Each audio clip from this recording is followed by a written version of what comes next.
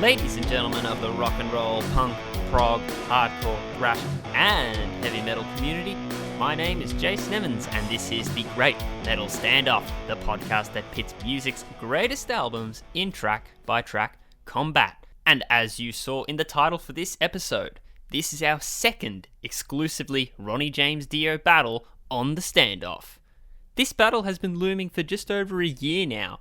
It was even organised during the last Dio podcast on air between myself, Imran, and then bass player for local Melbourne band Table and Chairs, Daniel Cesarini. In fact, let's play the audio from that conversation and let's hear exactly what was suggested. I just think that's probably a better. Jason, track. I think I know what your next podcast is gonna have to be. It's gonna have to be Mob Rules versus The Last in Line. The Last in Line?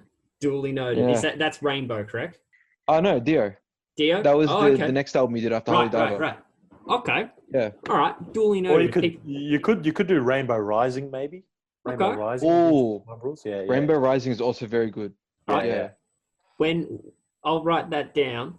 When we go ahead and do that, I'm bringing you two back in for this. I mean, sequel. already. Yeah, the sequel.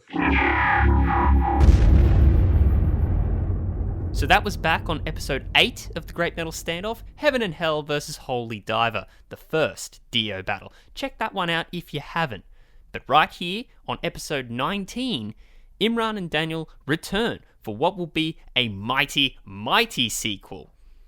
As I have taken both suggestions and lumped them all together to create our second three-way mega battle. That's right. It'll be Rainbow Rising versus Black Sabbath Mob Rules versus Dio The Last in Line. They are going to find out which album the iconic metal singer soared the most. However, in proof of just how much a difference a year makes, in subsequent episodes since, across Imran's 7 appearances on this show, we have occasionally made reference to the band that Imran himself fronts. The band is called Flood. So with the battle being a three-way, and the need for one more voice to cast the potential deciding vote, we collectively agreed that there was no better time than now for Imran to invite one of his bandmates on the show, join the debate, and add to the fun. His name is Jack Lynch, and is one of the guitar players for Flood, and is our 4th panelist for this chat. Here is how it's going to go down.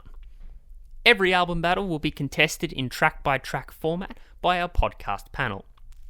Each individual panelist will select a winner of each pairing. The winning track receives a point to that individual's tally score. Tracks on albums that go uncontested can receive a tally point if a panelist awards it a gold star. Once the battle is over, the album with the highest tally score will receive 1 grand point for that album. If a panelist's tally score results in a draw, both albums will receive a half grand point each. And finally, the album with the most grand points will be declared the winner. Okay, Mob Rules versus Rising versus The Last in Line. Dio 2, the three-way sequel. Our second three-way battle overall on the Standoff. This is going to be a good one. Let's go and roll the audio. And I said I'd do my homework, Imran and Daniel, and we have done that, and you're back. How have things been since last time? Oh, pretty good. Well, I mean, on and off, good and bad. I mean, has it been a year? I think it's actually been a whole... Just over a year since the last one, yeah. Yeah, just over a year, yeah. Well, in and out of lockdown, so, positives and negatives, but, generally pretty positive. Imran and I, on the last podcast we were talking up how we were just about to go out of lockdown, and here we are about a month later since recording that. We went back into lockdown, and now we're out again. It's topsy-turvy here in Melbourne. Yes. It is a roller coaster. But on that podcast, Imran, the podcast we did with Botchamania, Daniel and Imran were meant to come back for a sequel for Dio, but Imran, we've been referencing your band a lot, Flood. We've referenced it in the last podcast. We've done it a couple of times on this show, so I think it's about time we bring a bandmate of yours on, right? I'd say so. I happen to have one handy. Who is it? On the That's where I sidelines come here. in. That's me. Yeah. Hello, world. It's good So to what's be your here. name and what do you play? My name's Jack. I play guitar, rhythm, and sometimes the other one. Got The star of the show, Lead. lead. mostly Imran is lead, but that's all right. I can handle that. We swap. We swap. yeah. It interchanges a lot. So to start you off, Jack and Imran, when did this... So the band's called Flood. When did this project become a thing? I think No, you can answer that one, Jack. I think for me, I was always looking for a band throughout high school. So when it came to our last year, I think that's when things kind of clicked. And I met Imran in that last year. And I'd already known our bass player. So we kind of just decided, oh, it's band time. But it took us a while to actually do anything, I'd say, when you say Imran. It was a bit rough. We had a drummer Yeah. before our current drummer, and we played a show with him, and then he was like, "Nah, I don't want to be a drummer anymore." Yeah. So we had to, and then it became lockdown. So it wasn't like we could go out and look for a drummer, but we got a drummer Yeah. somehow in the middle of lockdown. Yeah. And I don't think we played with him until like a year later. No, it took a long time to even start to get off the ground even a little bit. But Yeah. I guess we're there now. We're going back on, well, I hope we're going back on Wednesday. That's what Zach said, yeah. to continue recording our EP, but who knows? Who knows anymore? So Imran and Yeah, Jack, we'll you got see. an EP in the works. How many songs We have you got do. lined up We do. for it? There are 4 songs on the EP. There's 4. Just 4. Yeah. You're not Just getting 4. as much. It's No. a surprise. It's top Yeah. secret. Top It is. secret. There's all I can say is there's some cool songs on there. So Jack, what gravitated you to guitar? My dad played guitar, so there was always guitars around. And one day you kind of just eventually decide, oh yeah, I want to play around on the guitar. You don't know how to do anything, but you pick it up and you try anyway. And it's like, oh, maybe I could get into this. You know, really, that's all it was. If Dad didn't have guitars lying around, then I probably wouldn't have ever thought of it. And what sort of music would be going on in the house around about that time? What were the formative music around in your life? Funnily enough, Dad liked a lot of jazz fusion stuff. So like, I never really got into that, but there was still like I wouldn't say classic rock. I wouldn't say that at all. It was more very, for the time, it was probably alternative kind of stuff, you know. Is alternative the kind of style of music where you and Imran link? I think Yeah. so. I reckon. So. I think it is. I mean, I'd say Flood is very alternative. So it's metal, but it's kind of alternative. Like it's a tiny bit different than other metals, I think. I don't know. You'll have to listen and find out, I really. think. In all honesty, it's kind of good that you think. At least you're not binding yourself to just one style, Imran. Yeah. Yeah. I mean, we're a band with 2 guitarists, a bassist, and a drummer. We play metal. That's about as legit as it's gonna get. Nice. Yeah. And Daniel, how's your music world changed since the last time we met? Oh, quite a lot. I'm still playing music here and there, getting out and about, jamming with various people. But no longer a member of Table and Chairs. Oh no.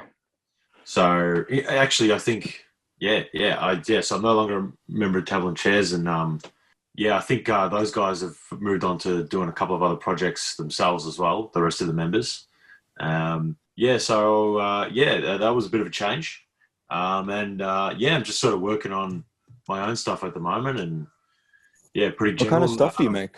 Yeah, well, I'm planning on making some more heavy music, and probably focusing on that pretty much from here on out. And I look forward to having some more solid news to announce, perhaps sometime in the future. Well, we can make you a regular on the show. That's the place to announce it, I guess. Hey. I'd be wrapped to the regular spot, especially if we're going to talk about Black Sabbath all the time. I could do that every day. All right. Well, what's actually, since you are making some solo stuff, what's been on constant rotation on your playlist? What's been the stuff that's been inspiring you to make this sort of stuff? I've had a few different things going. Big into this band at the moment called Blood Incantation. They've got an EP and 2 albums, all of which are incredible and 100% worth a listen. Yeah, I reckon they're a great band. They're doing really cool stuff. And then some old stuff. I've had some old music going. I've actually been listening a lot to Shane McGowan and the Pogues, the Celtic punk band from the UK in the 1980s. And yeah, I love that Irish stuff. Love it. Can't get enough of it. Celtic punk. I like the sounds of that. Yeah, it's awesome. Yeah. That's left me in actually a little bit of a conundrum. What would be better, Celtic punk or Celtic folk metal? What about Celtic folk punk? Oh, that's a fusion. That's a fusion. But hey, the business of this show is the fact that we have 4 people here, and this is our second 3-way battle here on the Great Metal Standoff, and it's DIO 2. It's the sequel. My oh my, Mob Rules versus Rising versus The Last in Line. I can't believe that when Imran and Daniel were on the last time that we just impromptu went, hey, let's just put these albums together. And I'm like, well, in the last few weeks, I just went, hey, let's make this a 3-way. Oh, this is going to be a tough one. Daniel, you were talking about the last time. It was Heaven and Hell versus Holy Diver. And you were telling us you were quite confident what the winner would be. Was it harder this time? Well, you know, I still have like a winner in my head, you know, pretty somewhat confidently, but it's not.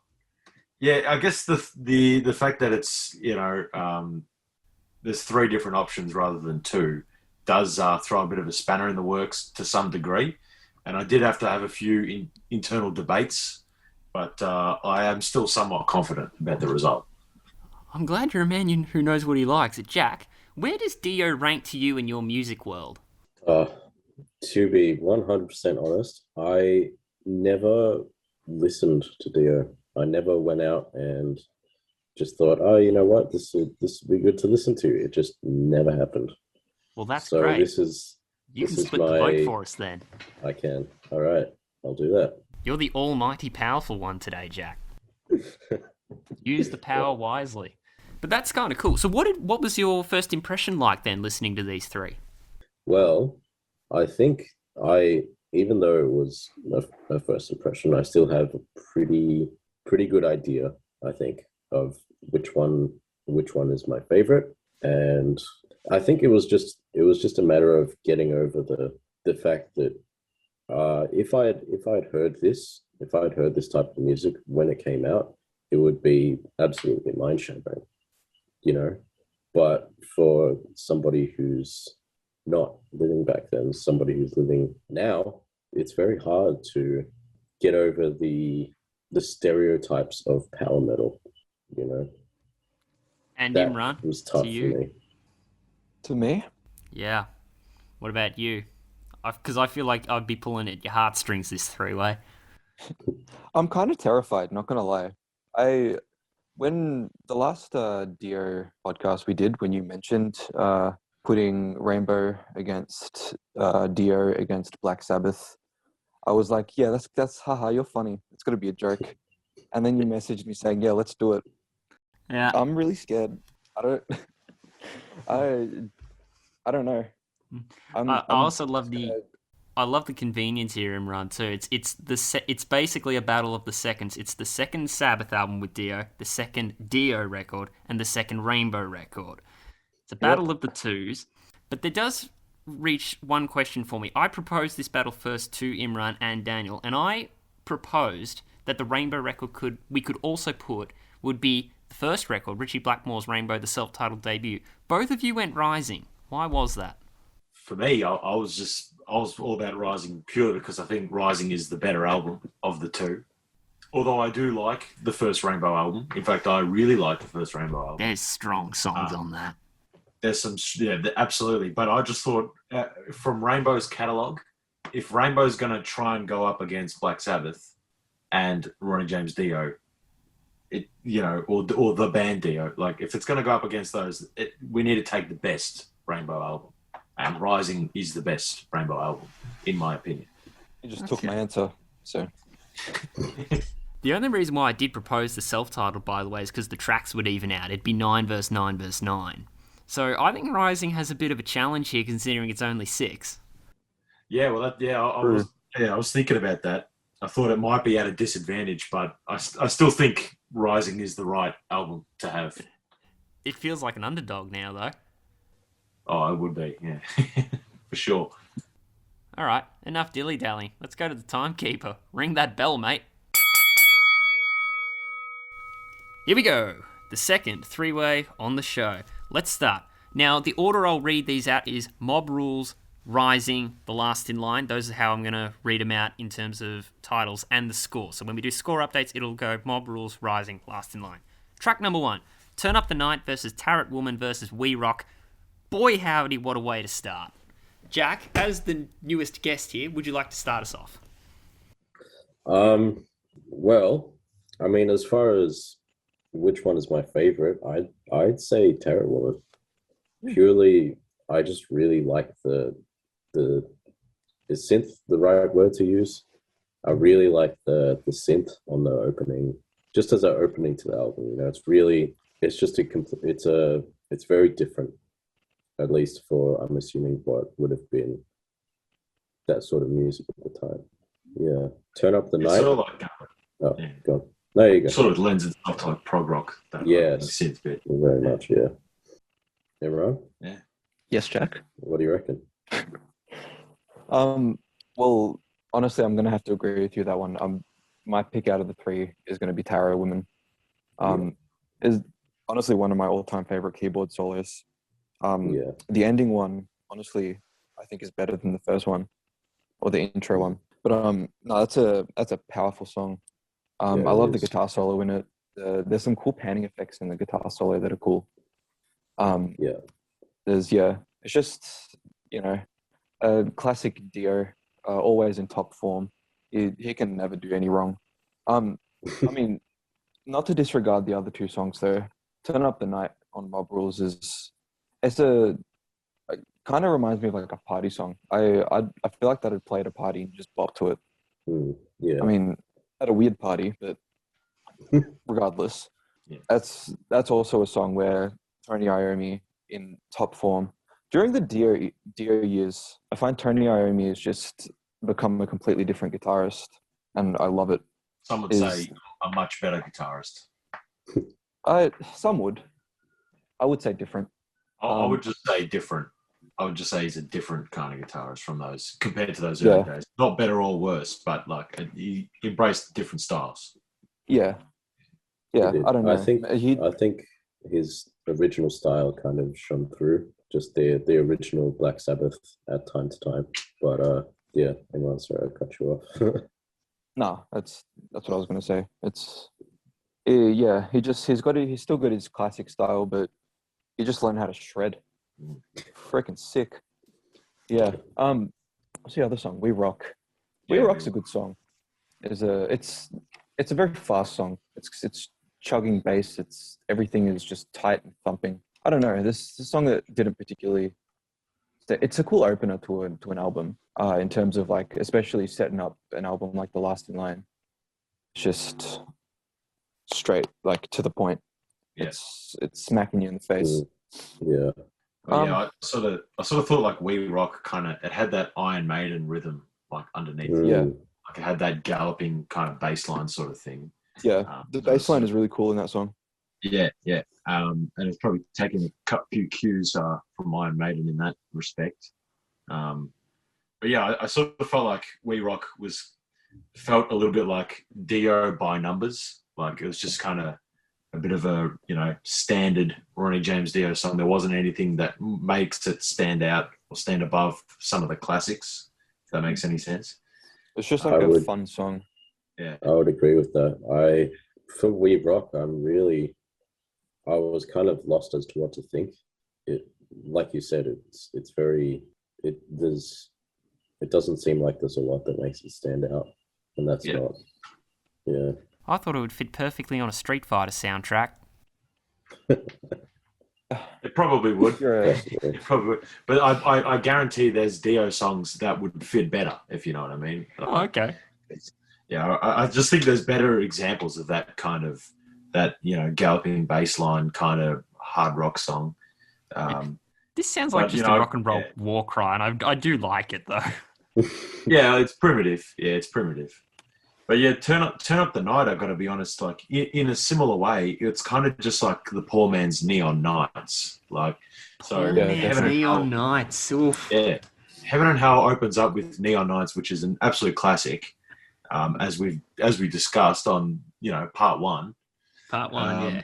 Turn up the night is very enjoyable. Got a great sound to it, and obviously Iommi plays awesome on it. But yeah, it doesn't have that same impact as Neon Nights, and it kind of just ends up feeling like a second-rate version of that. I'd have to agree with that one.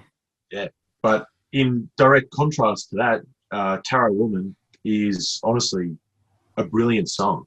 It is a great mix of progressive rock and hard rock, which is, it serves as one of the key examples of why Rainbow Rising is like considered a building, like a foundation of like heavy metal music in the 80s. So it was like, it sounds like something that, Black Sabbath and then the Dio band were like building off. Like Tarot Woman and Rainbow Rising in general was that base level heavy metal album, and it came out in '76. So and those keyboards, I love how it has a keyboard intro, but then the keyboards continue it through the song, and he's just kills it. It's really a great piece of music. It feels super spacey, and it's kind of like electrons of an atom colliding with each other between riff and synth. Yeah. Yeah. And Richie Blackmore plays around with the riff on guitar as well, like really creatively. I think in that period of time, he was a really creative guitarist. He's like, I guess he's not particularly an underrated guitarist, but I don't think I listened to him enough. Yeah, he's a great guitarist. He's got some good albums. Yeah. I don't know about you, Daniel, because you've still got a point to give, but I might commit sacrilege and go Turn Up the Night despite respecting Tarot Woman. It's a toss-up. It's a coin flip between the two, but Turn Up the Night has got that energy about it for me. Well, I'm going to have to go with the other two guys. I'm going to have to go for Tarot Woman. Tarot Woman, yeah. Absolutely an easy winner there. Yeah, all right, I'm happy going alone on that one, but yeah, Tarot Woman is phenomenal.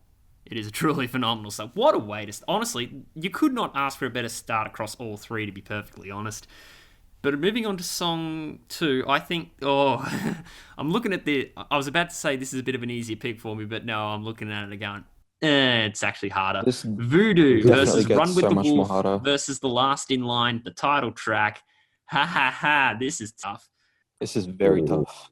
I'm not going to give a decision yet because I don't have one.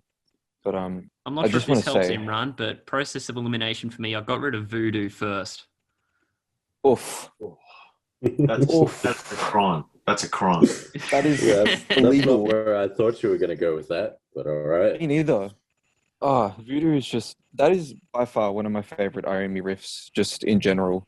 It's a classic. It's like the delivery of the vocals in the chorus is just super catchy, super powerful. I love the little like Iommi with the whammy bar, the little dives he does. It's so cool. Yeah. In the solo, he's got like these little pinch like scrape things that he does that like are super high pitched. I don't know how he does it. It's a particular technique, but I just love it. I don't know whether he did it on purpose or by accident. Man, it's just Tony Iommi with a whammy bar. It's just Ronnie James Dio just voodoo.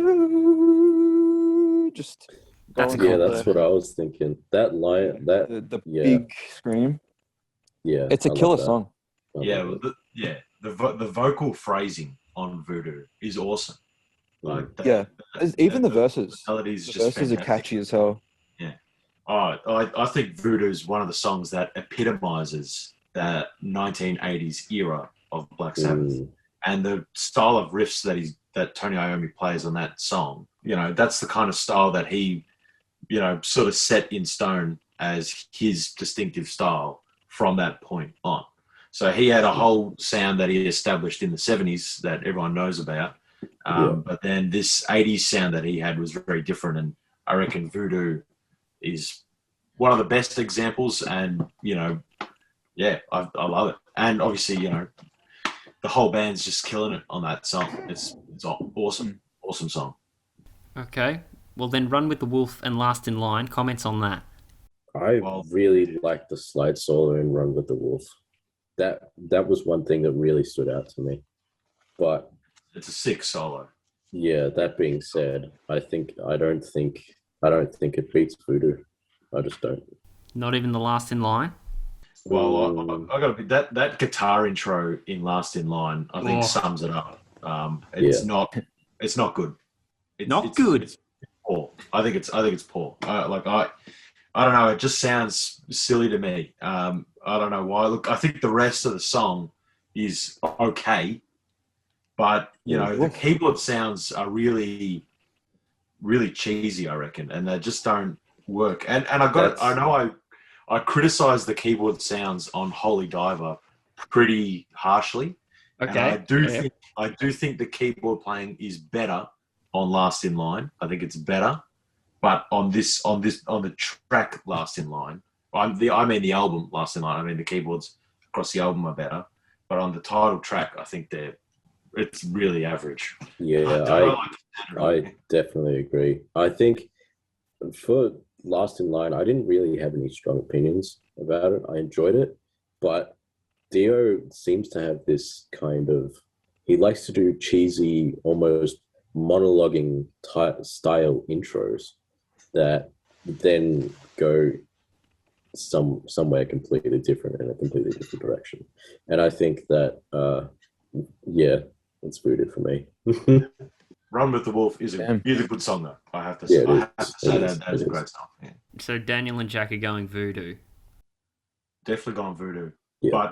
But the bass playing in Run with the Wolf is enough for me to go, it is a great track, Got a bit of, there's elements of funk there. Yeah, definitely. Yeah. It's one of those songs that... I think that the bass playing generally is actually better on Last in Line than it is on Rainbow Rising. But with Run with the Wolf, it's one particular track where the bass actually sounds great. The reason I compare bass directly between those two albums is that it is the same bass player on each album, a guy called Jimmy Payne. Yes. Yeah. I didn't know that. Imran, what are you going to do? Well, I always thought Run with the Wolf was a very underappreciated song. I really like that song. It's got a cool riff. I really like the chorus. The solo as well is really cool. Kind of reminds me of Jimmy Page. Just that classic rock sound. The Last in Line to me is a classic. That was getting into metal. Dio was one of the first guys I got into, and The Last in Line was just such a cool song. It's one of my favorite solos on the album, on that song. Yeah, it is cheesy. I will give you that, but I feel like that's part of Dio's charm. I don't know. I got to pick. I know, Imran, when we were hosting Mosh Pit week to week throughout 2020, you were telling me that you discovered Black Sabbath through the Dio years before Ozzy. So obviously Dio must be a strong impact on your music world. Yes, Heaven and Hell and Mob Rules were the first Black Sabbath albums I listened to. Did you hear Last in Line before Holy Diver, though? I think I did, actually. Holy Diver, Last in Line was before Holy Diver. Yeah, the song Last in Line, this song has been with me for ages. And I don't know, I feel like it's got a special place in my heart, which makes this choice all the more difficult. Are you going to be on my side? Because I'm going to take Last in Line, actually, despite the cheesiness that has been explained to me in great detail here. I saw the synthy, trumpety kind of style, just like that little warm homecoming kind of thing. And when Dio has gusto, he has gusto, and I got to reward him for that. Last in Line for me. Imran, what's your choice? I don't know. Oops, I just scared my cat. Get out, cat. You got to go Voodoo. You got to go Voodoo. I think it's blasphemous if I don't pick Voodoo. It's just a more masterful composition. I'm gonna have to.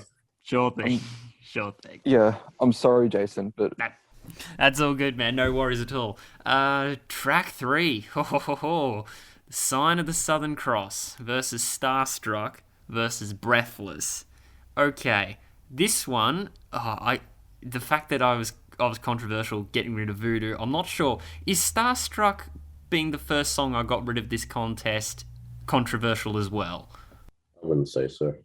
nah. Good. Starstruck. I haven't listened to this album in ages, so re-listening to it, I like when that opening riff came on, I had to look up that song that was in The Departed that they play that during the prison scene. I'm Shipping Up to Boston by the Dropkick Murphys. Great song. Great song, yeah. That very much reminded me of that. Kind of gave me some Iron Maiden vibes though with those harmonies at the start. Starstruck's kind of it's just kind of a classic blues rock song. Yeah, I don't know. It's a toe tapper, but not much happens. Yeah, it's cool, I guess. Same with Breathless. It's definitely got it sounds the most like 1970s out of any track on Rising, in my opinion. It's got that really good. It's just got, as you said, it's got that blues rock feel. Like it's pretty far removed from like heavy metal. Yeah. All right, Jack, where do you stand in this contest? For me, it's almost no contest at all. It's Sign of the Southern Cross, absolutely. Like I cannot justify picking another song over that because it's so much like the Black Sabbath or like the Ozzy Osbourne style, I think. I'm glad you said that, actually. Yeah, it is a very Aussie era song, but with DIO vocals. Yeah, I really like the kind of what is it? It's like people always say it's like the Black Sabbath is the progenitor of like doom metal. I think that's definitely comes out in this song. Oh, definitely. It's kind of got that like epic doom. Yeah, sound. It's definitely. It's still very it's doomy and the riff's really evil, but it's still like kind of epic and melodic. Yeah, it's definitely my favorite on this album. I'd give the MVP award also to Sign of the Southern Cross to Vinny Appice on drums. He's the MVP of that. Wow. Does he put in a good performance? And he's replacing Bill Ward here. What are your thoughts on that, by the way? First Sabbath album without Ward. It makes a difference, that's for sure. Vinny's definitely a different kind of drummer. I reckon Vinny was pretty good on Mob Rules as a whole. But I do think he became a better player by the time he was in the Dio band. So I think his playing is objectively better on Last in Line. But I think Mob Rules, he has, generally speaking, more to work with on the drums. But fill in the shoes of Bill Ward, I wouldn't want to do that. Yeah, terrifying. It's a pretty hard act to Yeah. I feel like Vinny gives Black Sabbath their 80s sound, or at least the Dio era 80s sound. I kind of imagine like when the Aussie era ended, so did the Bill Ward era for me. Really? Yeah.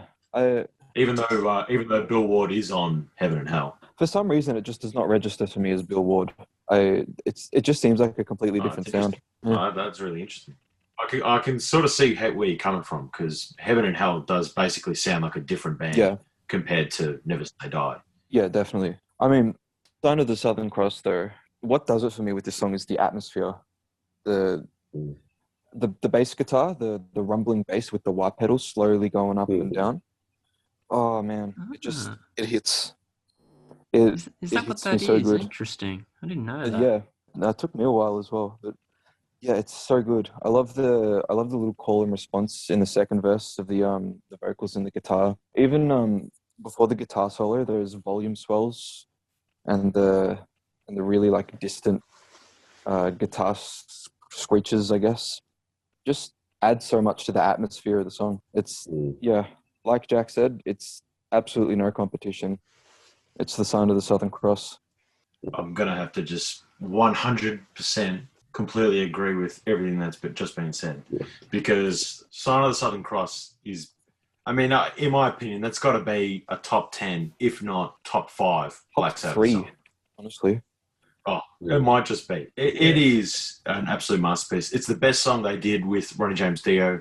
Absolutely, it is the best song. You know, just has great contrast between the acoustic sections and the heavy sections. The heavy sections are great. They have elements of the older albums with that doom sound, and then bring it in to the modern day, or what was the modern day when it came out. You know, so they update the sound, but in a classic way. And Dio's excellent on it. Vinny is awesome on it. I actually personally think Tony Iommi steals the show on this track. I think it's just, it's just pure showcase for his guitar work. I got to say, Breathless was pretty forgettable. I mean, Do we even need to talk about that song? We're not lining up. I thought Breathless was quite nice, actually. Look, it's not bad. You know, I thought it was okay. I thought Vivian Campbell's guitar work was good, but You want to hear my notes for Breathless? Please. Van Halen? the chorus was just the word breathless over and over again. I'm pretty sure. Yeah. To a certain extent, yes, but it still had nice hook. Nice hook. Yeah. Well, all I'll say is that even if it was just Starstruck versus Breathless, Starstruck would still have it pretty easy. Oh, for me, it'd be Breathless. Oh, okay. It'd be Breathless, but it's a whole nother territory of debate. that is definitely... Jack, what's your hat in the ring in terms of Starstruck versus Breathless? Starstruck. I didn't even write anything down for Breathless because I just didn't think I needed to. I'll give you my notes on Breathless then. Breathing to start, on brand. Simple, open guitars. Dio's got some venom. Funny solo, may take convincing, but fine. Simple build and resolve, very catchy. There you go. Those were my notes on Breathless. Yeah, I mean, I wouldn't disagree. I just think out of the two, those last two, then yeah. But no, it's Sign of the Southern Cross all the way. All the way. By far. You'd be an imbecile not to pick Sign of the Southern Cross. I do want to challenge Daniel when he was saying best song by Ronnie James Dio. Children of the Sea, I think, takes that moniker on a little bit. It's either that or Children of the Sea, in my view. I think if you re-listen to our previous Ronnie James Dio episode, yes, at the point at which we are discussing Children of the Sea, I think I bring up Sign of the Southern Cross. I remember you brought it up. I think you were talking about Don't Talk to Strangers, I think. Oh, maybe it was that. Yeah, it might be that. We'll need to fact check that. Facebook.com/moshpit. It's either, I was either saying it in regards to Children of the Sea or perhaps Don't Talk to Strangers. Yeah. And that got me excited for when the either first... way, Sign of the Southern Cross is a better example of that method of contrasts and building through different sections of the song, having acoustic riffs and then heavy riffs. Yeah. And when you... Sign of the Southern Cross, better example than Don't Talk to Strangers, definitely. And, well, I mean, I do love Children of the Sea, but I think I have to put Sign of the Southern Cross. I'll admit, when you set me up with Sign of the Southern Cross, once you said that, by the time I got to listening to Mob Rules for the first time ever from start to finish, I got really excited, and God, that song did not disappoint. What a song. It's such a good song. What a song. Sign of the Southern Cross. Okay, next up. E5150 versus Do You Close Your Eyes versus I Speed at Night. Now, Daniel, as the Black Sabbath enthusiast, I need to ask you a question. E5150, it's probably the weakest moment for me in Mob Rules because I relate it way too much to Volume 4 tracks FX, and that's just pretty much ambience and effects. And I cannot stand that part of Volume 4, and I get similar energy from E5150. Well, okay, so as far as FX goes on Volume 4, it's just a waste of time, you know? Yeah. I'd rather the album just be short, you know what I mean, than have some junk just thrown in the middle to fill out time, you know what I mean? Now, E5150 is sort of the same thing, but it's at least like something. It does sound cool. Like, it's a cool sound, you know what I mean? Like, and there is, you know, I think it's just like two chords or something. That the whole track's just like these two chords. echoing out. And then the reason I sort of kind of can't help but actually like E5150 is that the Jeff Nichols keyboard part comes in, that arpeggiated keyboard sound that's on so many Black Sabbath albums, starting from Heaven and Hell and going all the way up to Forbidden. That keyboard sound that Jeff Nichols did, that's very distinctly him, and he would just become a bigger and bigger part of Black Sabbath as the 80s and 90s rolled on. So I don't know, it's still sort of filler, but there is I do have some kind of respect for E5150. FX is just a waste of time. Good. Here. Do you share the same sentiment, Jack? I actually really liked E5150. Okay. At the start, I was listening to it just as like a playlist, and I thought it was just another part of the outro for Sign of the Southern Cross. But when I looked at it, I actually really like it, and because it's short, it doesn't feel out of place or just stupid. It doesn't feel intrusive. But I really like ambient stuff, and I think that's why I like it so much. And I'm going to drop a bit of a grenade here and say that for me, that's the one that wins out of the three. What? You know what's funny, Jack? I'm going to drop Yeah. another grenade and pick E5150. Oh, What? Imran. What on earth? Look, okay. Blood Do you close your synergy here, eyes? ladies and gentlemen. Let me explain. Please. Do You Close Yeah. Your Eyes is the most out-of-place song on Rainbow Rising. Rainbow Rising is a fantastic album, but Do You Close Your Eyes is one of the most out-of-place songs I've ever heard on an album ever. It made me cringe It's- a little bit. Little bit. Right from the ooh na na na na, dun, dun, like I don't want to talk anymore about that song. One Night in the City. No, that's the wrong song. I Speed at Night. I Speed at Night it's cool.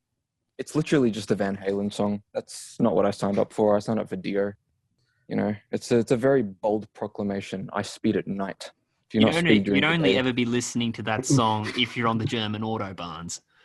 Pretty much. It's all right. I don't mind I speed at night. I'd listen to that when speeding it during the day. But yeah, no. E5150 is my pick here. It's cool. I like the ambient stuff too. It flows really nicely out of Sign of the Southern Cross. It does. It's does. it That's kind of what gives it's me for. like Western vibes. It's just, I like the pick scrapes and stuff. When I started talking about E5150, I was doing so thinking that the few positive things I said about it would be the only thing positive said about that song. Right now, I thought I was like taking a bit of a risk, even giving it that much airtime. But damn, here we go. You guys have just gone and picked the thing. It's got 2 points. When you put it up against I Speed at Night and Do You Close Your Eyes, I'm going to have to pick A5150. Look, I can 100% sympathize with the opinion that Do You Close Your Eyes is, one, out of place on Rainbow Rising, and two, it's actually just not that good. Like, Ronnie James Dio, generally speaking, like, love songs, I don't think that's really where he's at his best. And All right, yeah, I find despite it you interesting. and Imran, Daniel, I'm picking it. Oof. I don't know what I can say right now, but Do You Close Your Eyes is not a great song. There's not even a guitar solo in Do You Close Your Eyes. I thought that song was an upgrade from Starstruck, and I will take that with me, mate. Oof. It is just not. It is not an upgrade at all. It's the only song on Rainbow Rising I don't love. I really think it's pretty average. And I find it kind of funny that Ronnie James Dio left Rainbow because Ritchie Blackmore wanted to write love songs. That was the reason Dio gave. But this is a Ronnie James Dio song, and it's a love song, So, I'm not sure what's going through there. I don't know where the logic is in that. Sorry, Dio. I apologize, mate. But I will say, I Speed at Night is a great track. it's a really fun song, and it's got heaps of energy. And Dio's vocal performance is probably the best on all of Last in Line. It's got to be his best vocal performance on that album. So, over E5150, that, yeah, look, I kind of like it too. It sounds cool, but it's I find it, hard to put it like ahead of a properly made song, like a fully formed song, which I happen to think is really good. So, yeah. No, I get that. I'm alone in that. Also, your first point to Last in Line, Daniel. It is my first point to Last in Line, yes. Yeah, It took E5150 for me to give a point to Last in Line. I really do. For me, I really like ambient stuff, But that being said, I think both I Speed at Night and Do You Close Your Eyes. I thought Do You Close Your Eyes was really good until the chorus, and then then for some reason I was just it was like, oh my god, are you serious? Well, what was it about the verses that captured your imagination there, Jack?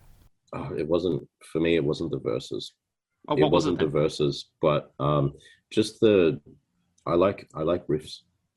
I'm very simple. Fair, we all do. I like riffs, and when the chorus started, I was just like, they stood out to me so bare against the rest of the song. It was like, okay, well, next song, But at least it's quick, less than 3 minutes. yeah, it's quick. It is quick.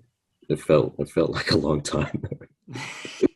But So much more smug that I picked it now. I Speed at Night. I like that too. I do like it, but I think E5150 wouldn't have much of a chance if it went up against two different songs. Like any other song, really. I think I would struggle to pick E5150, or maybe I wouldn't. Maybe I'm just a liar.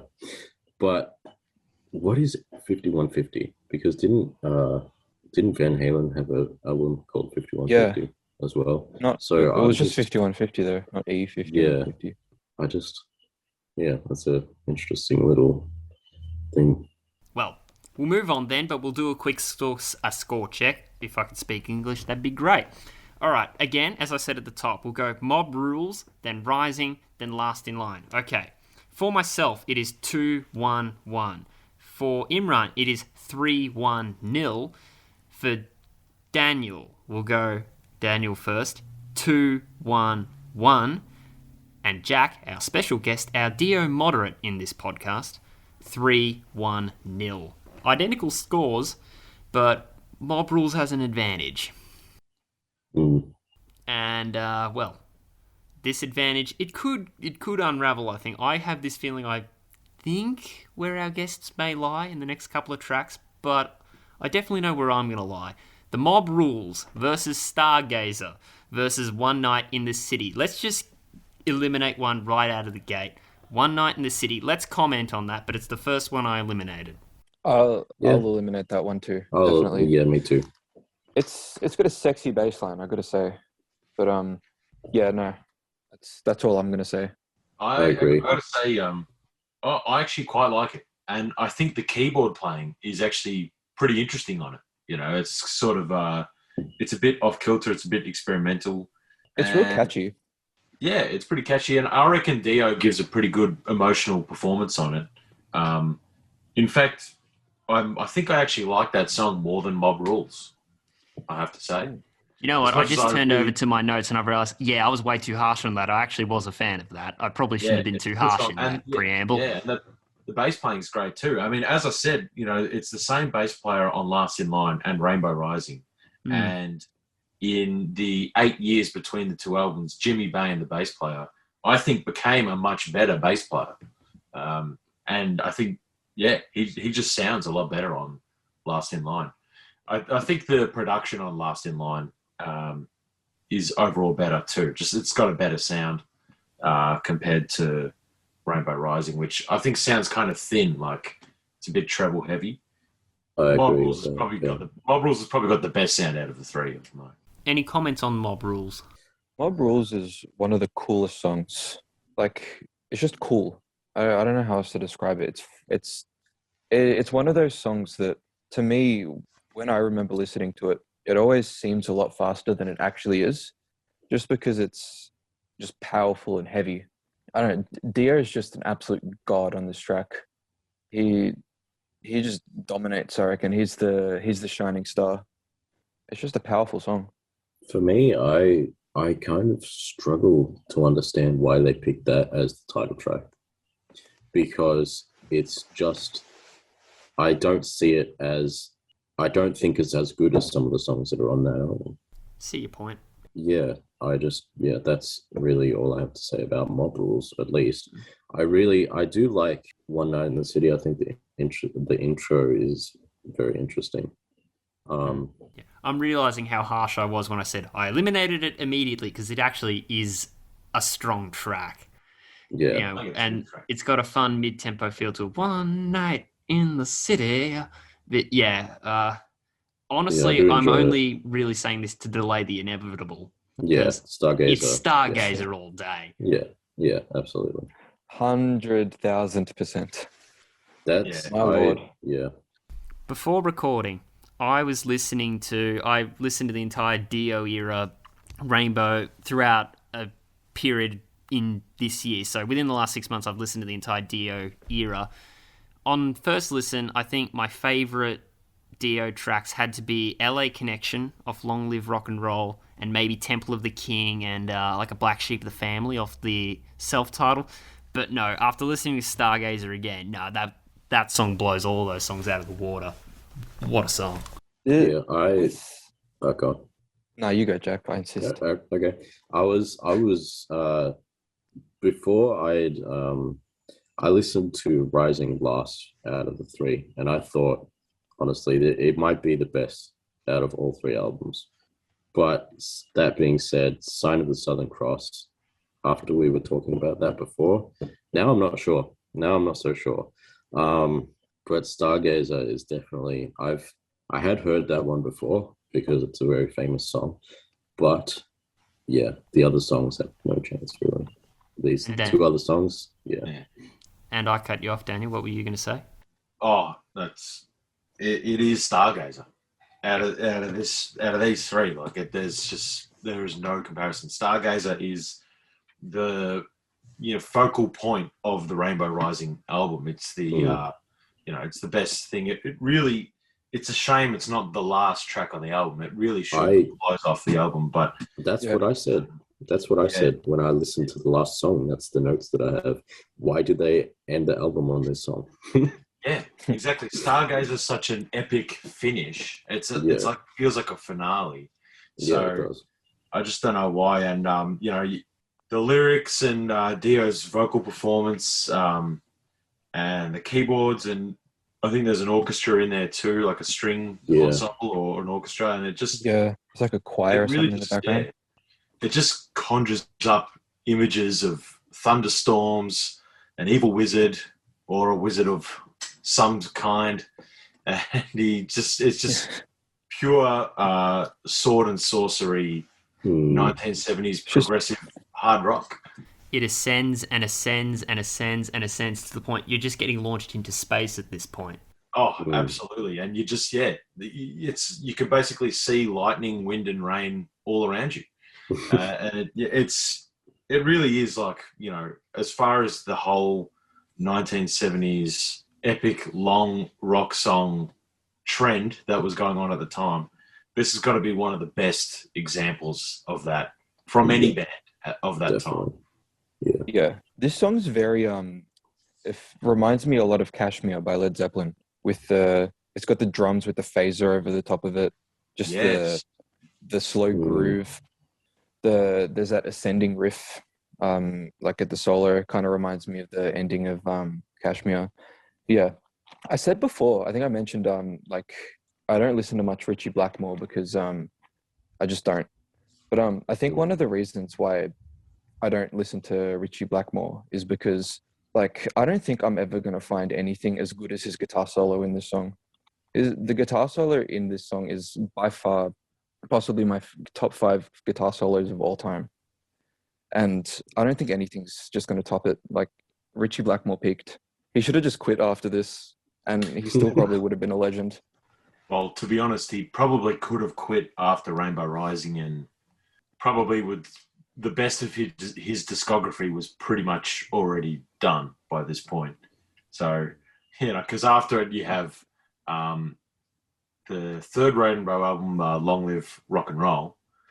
I'm a fan of. LA Connection's great. It is great. It's a good album. It's good. It's a good album.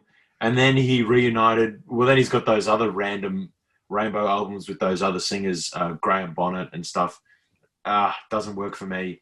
The 80s Deep Purple stuff doesn't work for me. Honestly, this was probably Richie Blackmore's last great album. And Stargazer is probably his, masterpiece. Magnum opus. Yeah. Jinx. Jack? I don't know much about Richie Blackmore. Very similar to Imran, but there isn't really much competition. Stargazer is the best out of the 3, and for me, it might even be the best out of the lot. I'm still tossing that up, but it's very possible. All right. I'm glad all 4 of us have united to celebrate Stargazer. Fantastic. Next up. It's just a great song. We're now at the end of Rainbow Rising, but after this battle, we'll have 3 tracks each for Last in Line and Mob Rules. So that's probably a chance for Mob Rules or the Last in Line to run away with it a little bit. I feel a bit, based on comments on the Stargazer discussion, I feel confident with this one. Country Girl versus A Light in the Black versus Evil Eyes. Thoughts, gentlemen? I'll leave it with you first. I thought Country Girl was a really good sea shanty. It's got that feel. Does the riff go?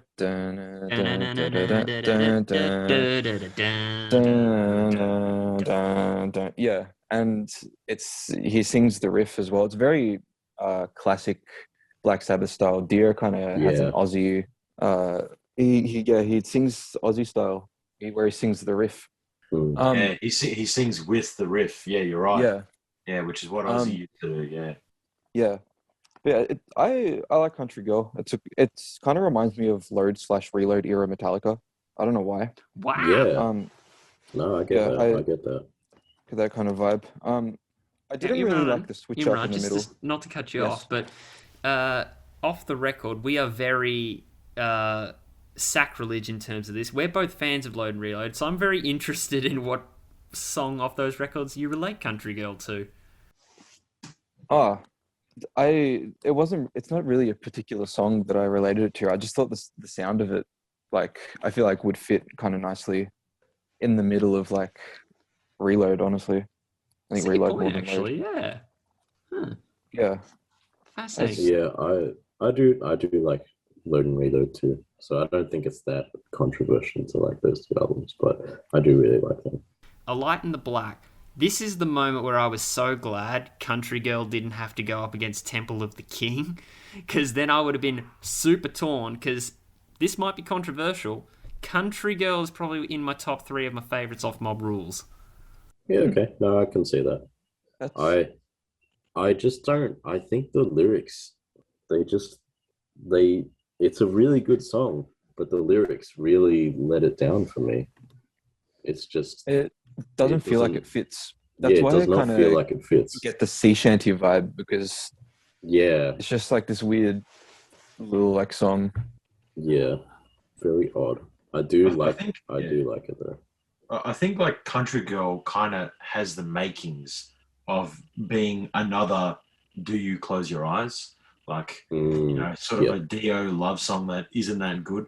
But I do think it's saved by Tony Iommi, Geezer Butler, who just have they thunder through the song with the bass and guitar work, and it's got that distinctive Sabbath sound. So honestly, I think the might of those 2 plus Vinny Appice, I think probably saves the song from being awful.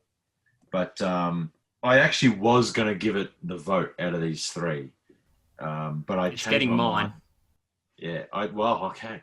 Well, but I was it was going to get mine, but I changed my vote upon re-listening to Rainbow Rising and hearing A Light in the Black.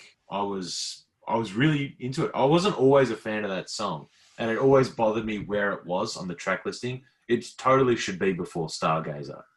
But aside from Yeah. that, it actually is a great song, and it's kind of like it's a song that's reminiscent of the Holy Diver Last in Line era of Dio, but all the way back in 1976 with Rainbow. Like it was an early version of that Dio sound that wouldn't come to the fore until the 1980s because it's fast and Dio's just singing his ass off. Like it's really great.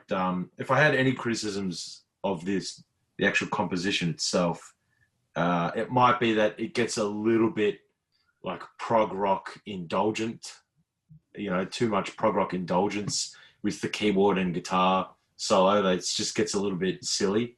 Probably just goes on a little bit too long, but the core of the song is awesome, and that's probably why it's getting my vote. Because I found Evil Eyes to be totally forgettable. I'm sort of worried Last in Line as an album is kind of almost getting forgotten about in this debate right now, because it seems as though the last couple of tracks from there have been afterthoughts compared to Rising and Mob Rules. But Evil Eyes is a bit forgettable for me. Completely agree with everything you said there. Yeah, I struggled to find things to write about Last in Line. But that being said, the lyric in Evil Eyes, the one thing about that song that really stood out to me was the lyric, "Do you ever think about the way I caught the rainbow?" I don't know why that really stood out to me, but is he referencing Catch the Rainbow? That's what I was going to say. That's what I was thinking. I mean, but yeah, Light in the Black, I do like it. The whole thing is just like a big solo, but I like it. And as a guitar player, what makes it likable? Because you could pretty much split that into 7 separate sections. It's just everything's always changing all the time, and it's interesting to listen to. It's like, I don't know, Imran. Can you explain that better? I mean, I'm gonna pick A Light in the Black here because it's just the whole song is just constantly keeping pace, just super fast, like very very power metal. It's like very early power metal, I guess. Like you said, it is kind of one big solo if you forget that there are lyrics to it, which I do sometimes. Yeah. I really like the solos in this though. It's a bit of a switch up from Stargazer because I agree with it's not really placed well in the album as the last song, but I like how it goes from Stargazer to A Light in the Black as like a slow epic song to this really fast what the hell have I just entered like thing. You got a keyboard solo with a distortion, with some wah, with some weird space sounds happening in the middle of it. Then suddenly you get this real punky, almost medieval sounding guitar solo.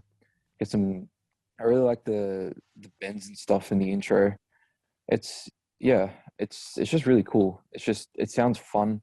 It sounds like they have a good time playing it. Yeah, it sounds like a jam session.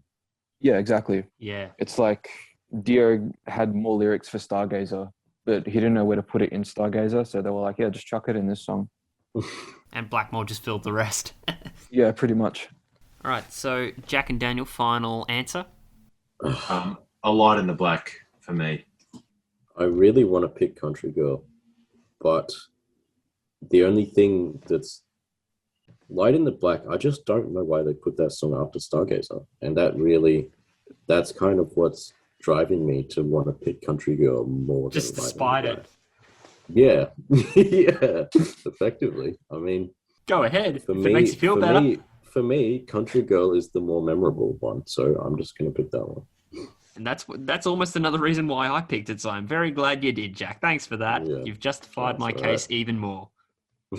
That's done some things to the scores here. For Mob Rules Rising Last in Line, myself, it is 3-2-1. For Imran, it's 3-3-1. For Jack, it is 4-2-0 to Daniel's 2-3-1. keep in mind, mob rules, rising, last in line is the order. But this is where I think an album could either run away or mount a comeback, because rising is done. So it's mob rules versus the last in line from here on out. Slipping away versus mystery. Let's start with Imran for this one. Well, if you were ever curious as to what Black Sabbath would sound like writing a Led Zeppelin song, by all means, listen to track 7 of Mob Rules, because Slipping Away is the perfect example of that. It's just, that is an unholy groove.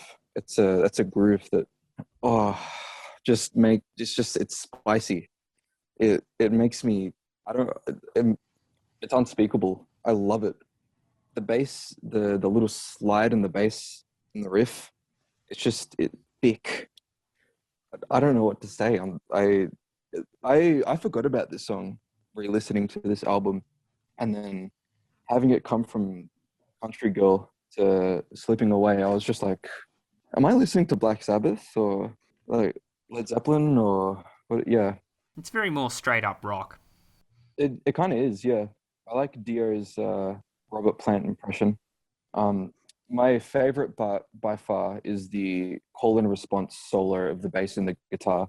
I'm an absolute sucker for a bass solo, especially one with distortion, especially one that absolutely freaking slaps. Yeah, Mystery is cool. I read here, I forgot to mention before, Evil Eyes kind of sounds like the opening credits to an obscure 80s teen movie. Mystery is the ending credits of that same film. That's really all I have to say. I didn't write anything else for Mystery. So yeah, my point's going to Slipping Away by far, easily. I want to ask Jack and Daniel this question, because I think it's probably not the most valid thing to think of, but I wrote down in my notes for Slipping Away, it's the first proper moment to showcase Geezer, because as I was listening to Mob Rules, I thought, when I was listening to Heaven and Hell, there were a vast majority of the time, Geezer Butler was the star of the show to a certain extent, and I didn't really feel like he had that kind of energy on Mob Rules in comparison to Heaven and Hell. I'm not sure if that's a valid thought. Do you reckon? What do you think? I reckon Geezer is really good on Mob Rules. I think he's really good, but it's kind of different. He's sort of got, on Heaven and Hell, he's sort of got a few flashy moments, like pretty much in every song. There's a couple of flashy moments here and there, and he gets his moments to shine. But in Mob Rules, he's really sort of going back to kind of the role that he had on Master of Reality, where he really was the backbone of the sound. So he's kind of, on Mob Rules, he sort of went back to that kind of style. But you're right, Slipping Away does have his moment to shine with the trading off solos or whatever, and he does a few like of those bass solos and that, which I think are really cool. I think it sounds really good. Geezer Butler is obviously an excellent bass player, like a legend of the metal genre, and I just think on Mob Rules he played more of that backbone role, like similar to what he did on Master of Reality, rather than Heaven and Hell, where he was a bit flashier. Jack? I really do like Imran said, the call and response of the guitar solo and the bass solo. That was really cool, and it was just very distorted. It was very fuzzy, and I really do like that in a bass solo. I like fuzzy bass, and it was really groovy. It was very different though to a lot of the stuff on the rest of the album. And now that he's brought it up, Imran, when you said, is he listening to Black Sabbath or is it Led Zeppelin? Like, I can hear that Led Zeppelin sort of thing going on in there.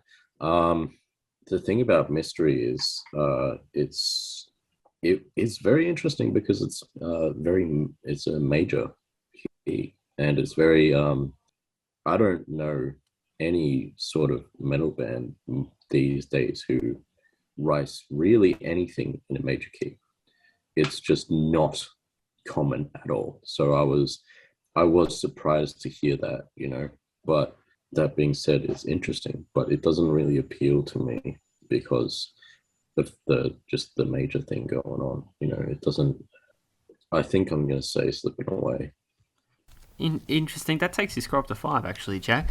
Interestingly enough, Mystery did appeal to me, and for similar reasons as to how Country Girl appealed to me, because I have in my notes here, it's got some pep in its step, and that's kind of how I described Country Girl to a certain extent. It has this fun pep in its step. And Imran, when we was speaking about Faith No More and Nine Inch Nails on our previous podcast, when we got to Everything's Ruined, if you recall when Matthew was talking about the kind of sonically, Everything's Ruined's very happy and positive, but deep down lyrically, it's just miserable because, everything's ruined.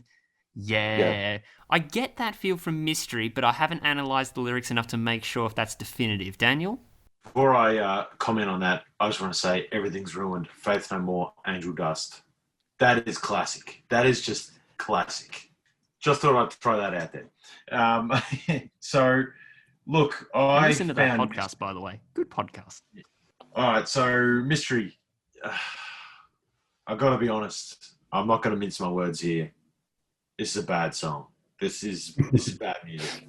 Like, come on. I mean, Ronnie James Dio, man, he's a legend of heavy metal, and I'm shocked that he, thought that this was album worthy. Like, I mean, really, it's pretty bad. It has that sound. Like, when I wrote my notes about this song, I had the exact same thing that Imran said about it being from an 80s teen movie. I literally had written high school 80s teen movie. And that's not cool. I don't think that's cool. I don't think that should fit on like a power metal, like old school power metal, traditional metal album. I just think it's totally out of place.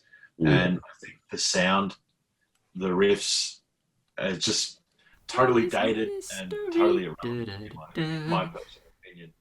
I'm sure someone out there really likes it. Dio obviously thought it was good enough to put it on his album, but I wasn't into it. And Jason's just indicating to me right now that he does like this song. Please don't tell me you're picking it over Slipping Away. I'm doing it to wind Daniel up. I'm picking it. Just to wind him up. Slipping Away is not the best song off Mob Rules, but it's very enjoyable. It's got a great groove. And yeah, it does have that kind of mid-era Led Zeppelin kind of groove to it, like with the drums and bass. It's kind of similar to that John Bonham style. Vinny Appice's obviously taken a bit of influence from John Bonham, which I think is really cool, and it works on this album. I don't have any complaints. Slipping Away might have lost out to some of the better tracks on Last in Line, but it is not going to lose to Mystery because it is for me. Ronnie James, like I said, to wind you up, I'm going to take it. Jason, what are you thinking? I cannot defend that song. The pep in its step. I'm taking it for the pep in its step. This one, I'll definitely say no contest. Falling Off the Edge of the World versus Eat Your Heart Out. It's Eat Your... I'm kidding. God. It's Falling Off the Edge of the World. My Lord. I had to do that. I'm sorry. I just had to do that. But Jack, Falling Off the Edge of the World is a stellar track. It is. I really did like... I almost thought it was going to be a ballad. I almost thought it was going to be a ballad from the intro. It was, again, it's the kind of the cheesy monologue-y kind of intro thing that Dio does. But then the octave drop, and then it went into the actual song. That was really good. Compared to Eat Your Heart Out, it's just Eat Your Heart Out is just, it's not. I feel like, again, it's not a competition. That seems to be a theme here. Share the sentiment, Daniel, Imran? Yeah. I was going to say, I don't even remember how Eat Your Heart Out goes. Go eat your heart out. I read here AC/DC riff. Yeah. The ending thing in the solo intro is cool. There's a breakdown for some reason in the song, but isn't the song like 2 minutes? 3:49 I've got written here. That's basically 2 minutes. Meanwhile, Falling Off the Edge of the World. Whew, that's a song. This, I believe, was the first song that really stood out to me when I first listened to this album, and was one that I constantly kept going back to. It's probably my favorite song on the album. In fact, I'm going to say it's definitely my favorite song on the album. Oh. Wow. That's just my This- personal opinion. Keep in mind, viewers and listeners alike, this is the same album that has Sign of the Southern Cross on it. So no, Sign of the Southern Cross is great, but Falling Off the Edge of the World personally just it's I don't know. I love how the guitar at the start is just absolutely drenched in chorus. It's just wobbly, it's watery. And just the build from the slow descend of the vocals to the doof doof dun dun bow, and then just the song itself is just killer. It's everything. It's a killer riff, killer bass. One of my favorite bass lines by far on the album. Killer drums, killer vocal delivery. Solo is fantastic. The solo is very melodic. I found while still being being an absolute ripper of a solo. It's just a fantastic song. Yeah, it was more of that doom metal kind of stuff. Yeah, Definitely. Yeah, I like that.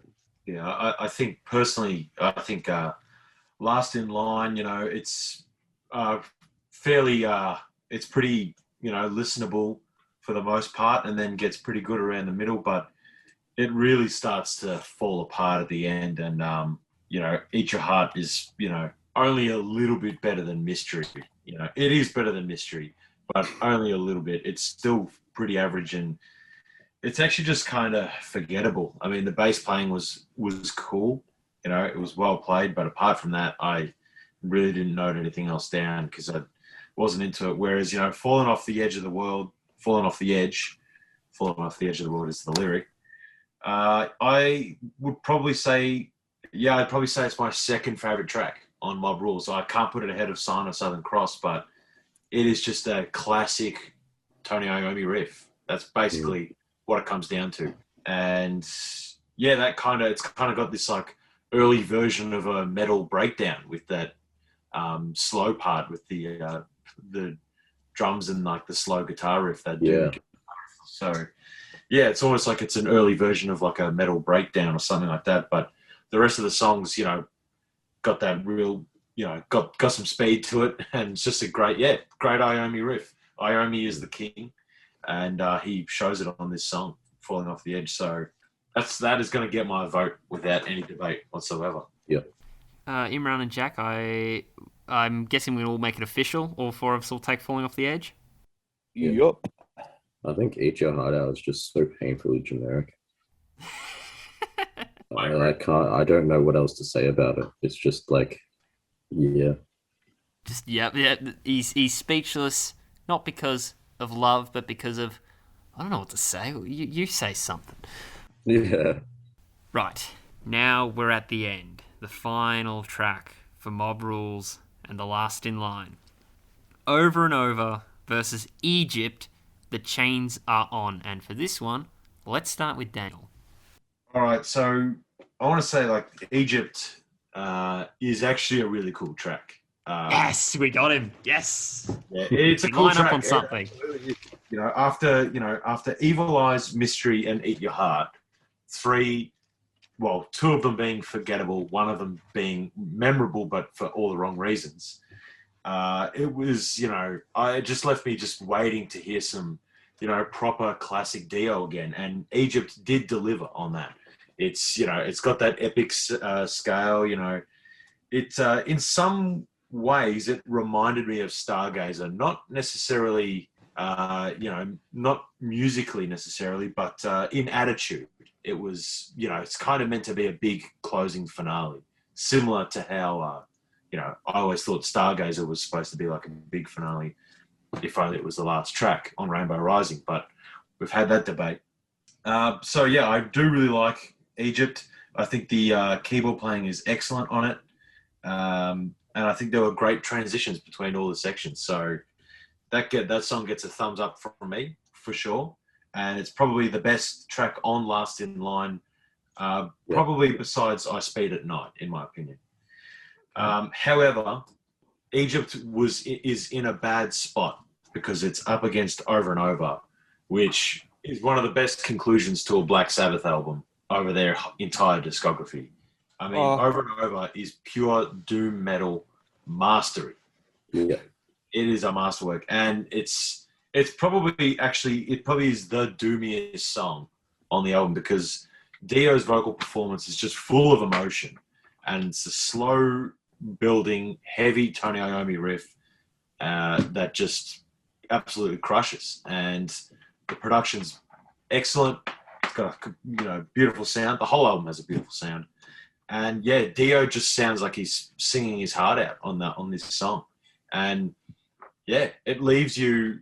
It leaves you really, thinking. I guess it has a big impact on you, on the listener, when the album finishes. And it leaves me thinking, what a great album. That was just such a great album. And yeah, over and over, I think it's the best way you can end an album.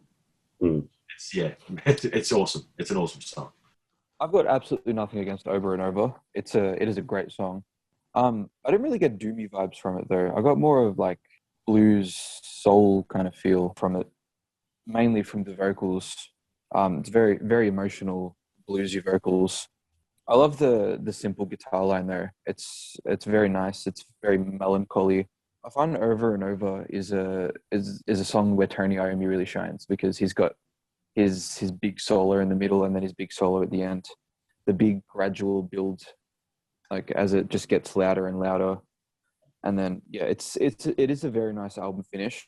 I'd have to disagree with the best way to end an album. There are definitely better ways Black Sabbath have ended albums, but no, it's a good song. I'm gonna have to pick Egypt over this one though, because Egypt is just a really cool song. It's like from the get-go, it's got that. It reminds me of this Rainbow song, Gates of Babylon, which I think is on Long Live Rock and Roll. There's like single note keyboard. It's very Rainbow. Yeah, it's just super cool riff, pounding bass. Dio is just in his element. He's in Egypt. It's really cool.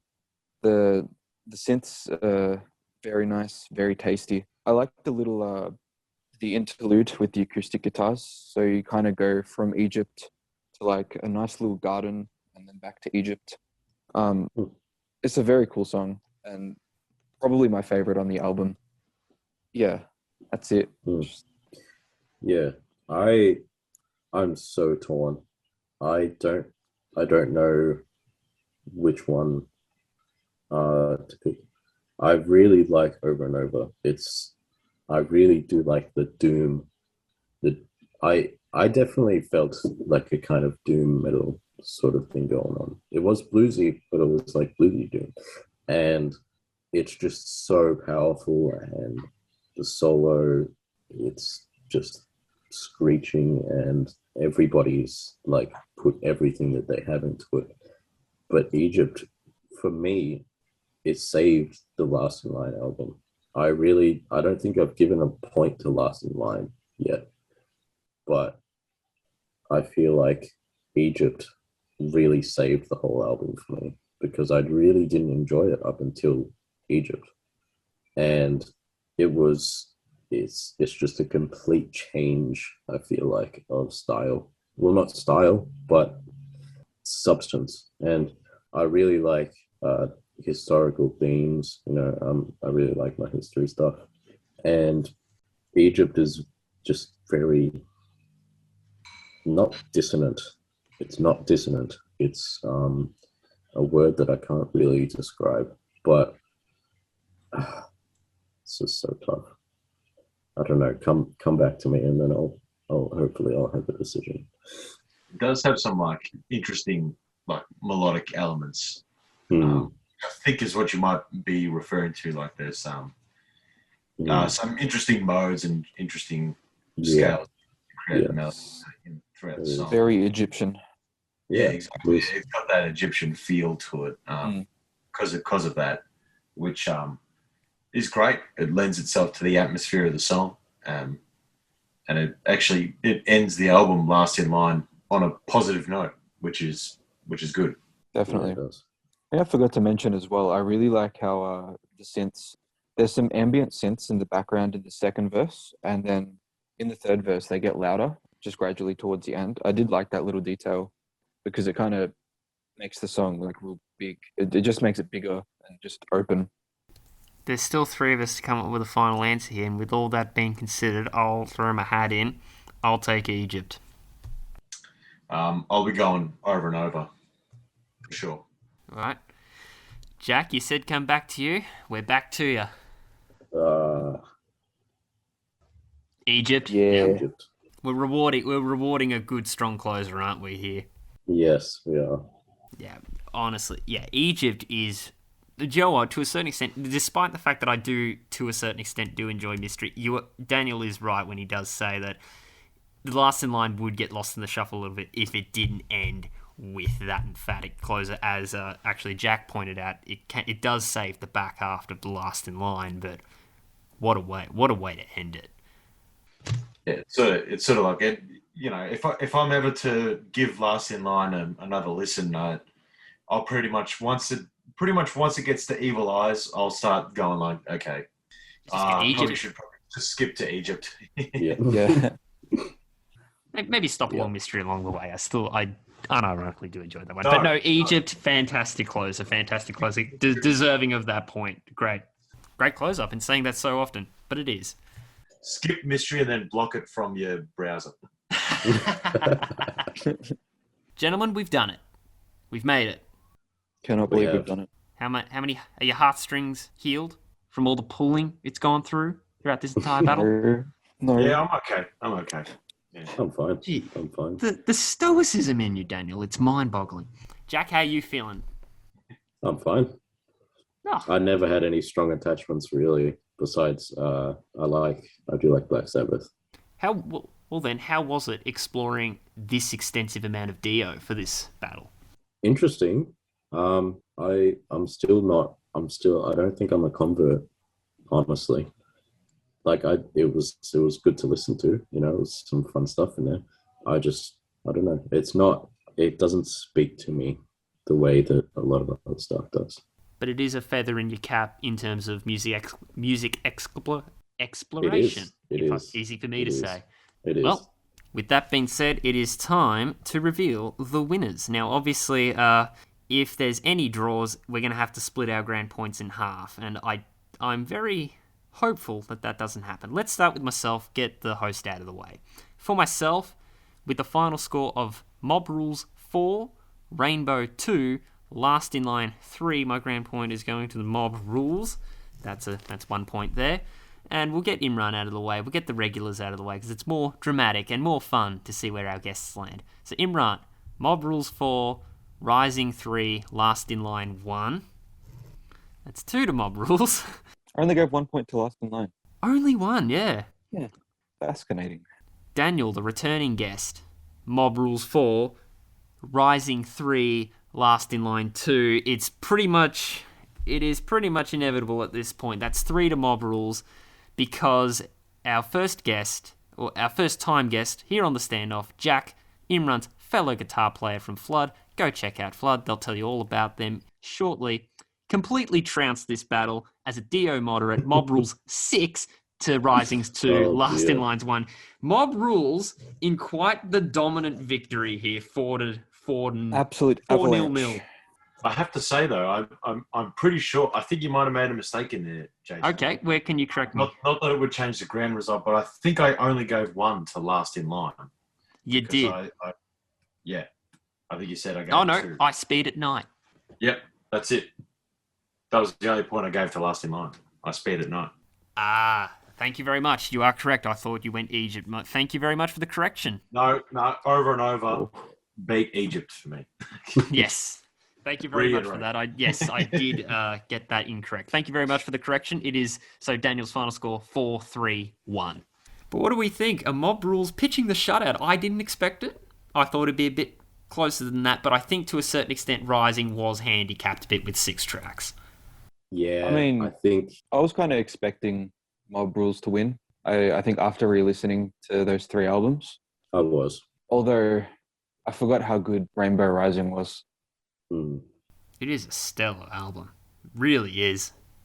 I was pretty confident in Mob Rules too. Like that's a great album. I've always liked it. But I knew Rainbow Rising was going to take a few points off it. But I have to say I was never worried about Last in Line taking the victory. No. I didn't No. see it happening. Last in line for me did take away a few points that I would have probably given to Rainbow, I'm thinking, in retrospect. But then again, the only point that really hindered was Run with the Wolf, because I gave it to the Last in Line title track. If Rainbow Rising had 2 more songs, it may have had a chance. Yeah. Well, you had the self-title, that would have evened out the tracks. You had 3 more there. But then again, as we were saying at the start of the show, it probably doesn't have that complete package, correct? Yeah, that's true. Compared to Handicap, like we said. I'll admit, though, Daniel and Jack, it'd be amazing if Turn Up the Night and We Rock went up against Man on the Silver Mountain. Well, The first, That is actually true. I feel like Tara Room kind of blows the other 2 out of the water. Whereas if it was up against Man on the Silver Mountain, it's a bit of a fairer fight. Righto. Well, then there you go, ladies and gentlemen. That's our second 3-way done. And, Daniel, thank you very much for coming back. And Jack, thank you very much for joining us as our resident DO moderate and Flood bandmate of Imran. Imran, I've talked about Flood a couple of times on this pod. We finally got to go in depth. So could you and Jack tell all of the listeners everything about Flood? Oh man. Well, we're Flood. We are one half of Flood. The other half is DOA. No, not DOA. MIA. jeez. Jeez. Jack, you take over from here. I can't speak. Yeah.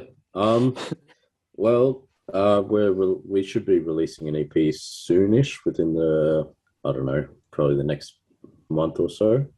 That'll be our first thing that you can listen to. Yes.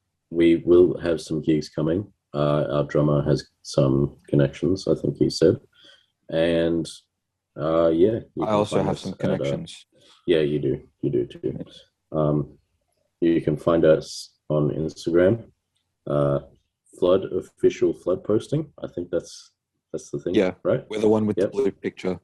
Yep, the one with the blue picture, Flood official Flood posting, and we have a page on Facebook. I'm pretty sure that one's just called Flood. It also has the blue picture as well, right? Does it? I don't know. I haven't been on that one in a while. I think. It should. I think Flood needs a marketing team, it seems, guys. There'll be a picture of us on there. We need a marketing team. Yes. We just need organization. Are we getting together this Tuesday, by the way? I fan meetings. think so. I don't know. Are we allowed to? Good question. This is I think this is more for off the record, guys. Yeah, we'll sort this out later. Yeah. Last question to the Flood crew. Is the name Flood a reference to Into the Flood Again? Same old trip it was back then. I mean, at this point, you could probably say that it is. I don't think it is, though. I can confirm it's not the actual origin, but No. For the moment, yes, it is the origin. Well, no worries. And Daniel, any final things you want to talk about? I just want to say Black Sabbath is great, and I love talking about it. Yeah. And rest in peace, Ronnie James Dio. Poignant words. Imran and Daniel and Jack, thanks very much for joining me. Thank you very much. It was fun. Thank you. Clean sweep for Mob Rules, proving too strong for one record that was already handicapped and one record that perhaps had a bit too much filler for our panelists' liking. My thanks goes out to Daniel for returning to talk more Dio on the show, and to Jack for displaying some of that Flood synergy and sticking up for tracks that maybe a couple of us wouldn't have. And in fact, once we had stopped recording and we just ended up chatting off the record, Daniel and Jack were both expressing interest to hopefully return onto the podcast and talk about some other bands. So hopefully in future podcasts, we'll be hearing more of them talking about some different bands going forward. And with that, that has been our second 3-way battle done and dusted. If you want to check out our first 3-way battle we did, well, I would highly suggest you check that out, because the battle was Alice in Chains' Dirt versus Pearl Jam 10 versus Nirvana Nevermind, back on episode 9 of the Great Metal Standoff. And also, if you haven't already, give a listen to Daniel, Imran and I's original Dio battle, the battle between Heaven and Hell versus Holy Diver, back on episode 8, the battle that became the genesis for today's. Plus, for all future podcasts, stay up to date with the show by visiting either facebook.com/Metal Standoff Pod or facebook.com/MoshPitOnSyn, Sin spelled SYN, home of Sin's flagship metal radio show that you can catch every Thursday, 8 PM on 90.7 DAB Plus digital radio or syn.org.au from your preferred device. That's all for now. Until next time, metal up your ass!